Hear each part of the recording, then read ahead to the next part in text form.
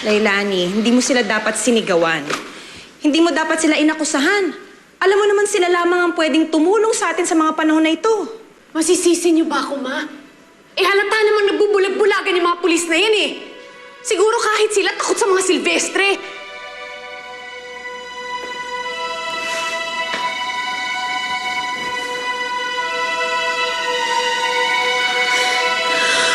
Ma, bakit? Naguguluhan ako. Alam kong galit na galit ako sa mga Silvestre ngayon at gusto ko silang gantihan. Pero papaano? Wala akong magagawa. Alam naman ng lahat na teritoryo nila ang paradiso.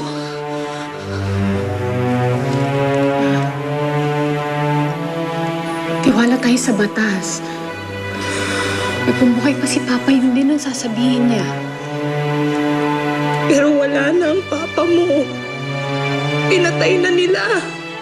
Ang mga Silvestre ang may hawak ng batas. Sila ang batas. Hawak nila lahat ng mga pulis. Hawak nila lahat ng mga politiko.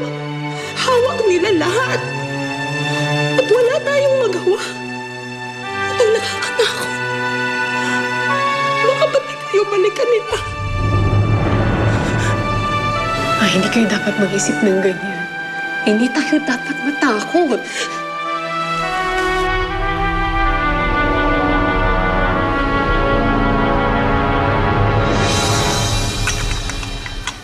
George!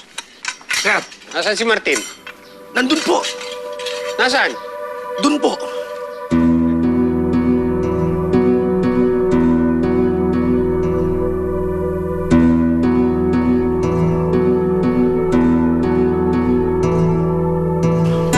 Pinagluloko mo ako, ha? Nasaan si Martin? Nasa bundok po, sir. Anong ginagawa niya sa bundok? Ewan ko po, hindi naman po ako napunta doon si Martin. George, bawal ang mga tauhan ng rancho sa bundok.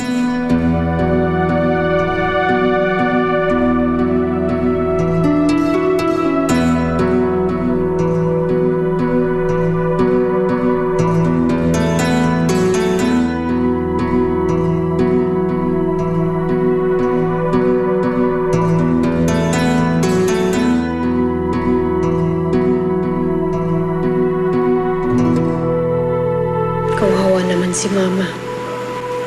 Pati siya bumigay na rin dahil sa mga nangyayari. Pero ate, tingin mo ba hawak talaga ng mga Silvestre ang mga polis? Hawak nila ang buong paradiso. Lupa, pulis, politiko, nabili na nilang lahat. Paano tayo lalaban yan? May hustisya pa rin, Kiefer. Tayo ang mananalo dahil tayo ang nasa tama. Makakahanap din tayo ng kakampi. Mananagot din ang lahat ng may kasalanan sa nangyari kay Papa.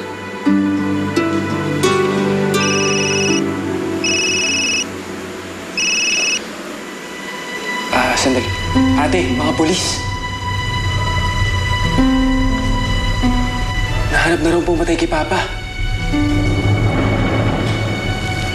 Ano dyan? May bonus naman tayo. Naman tayo. Mamaya, alam mo na eh. Yung pinili ko na yung gabi. Ayun. Alam mo na yun. Gusto ko yun. Akin yun eh. Sige, gusto yun. Sige. Alam mo na. Ano tayo, hati na lang tayo. Sige. Sige. Bahala doon. Ayun ta. Oo nga. Basta mamaya. Ano yun?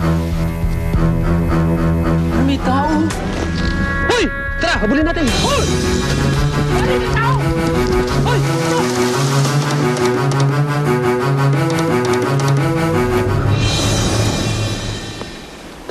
Si Kaeli Lazaro, taga-Lagun din. Yung nasunog na baryo, kailan lang, biktima ang mag-ina niya.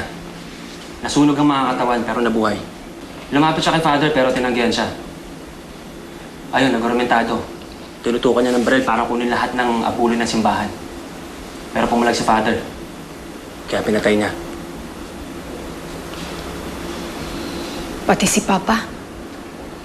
Nagkataon na doon ang tatay mo. Nadamay lang daw siya. Ayan, nahuli na may kasalanan. At Natagpuan din sa kanya ang murder weapon na may fingerprints niya. Umamin na rin siya. Masasara na ang kaso.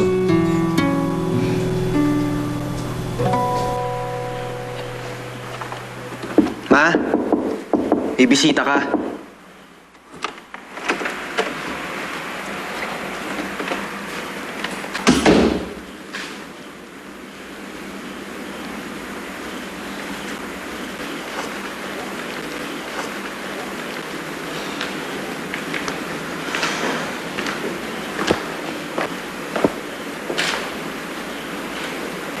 Nelia, kondol.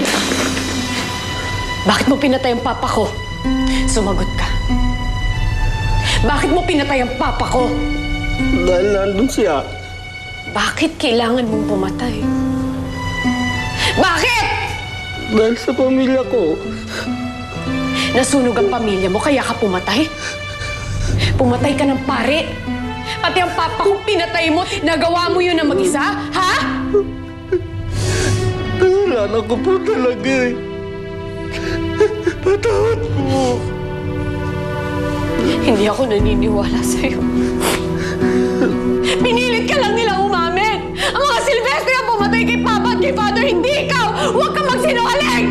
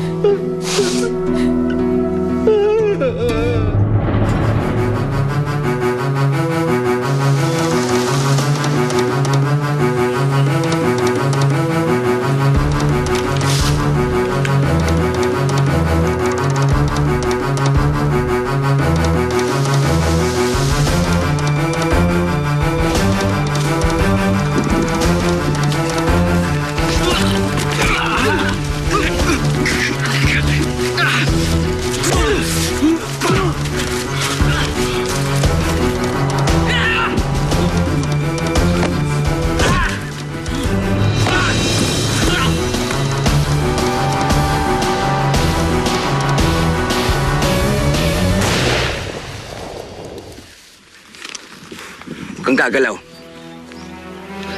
Sino ka?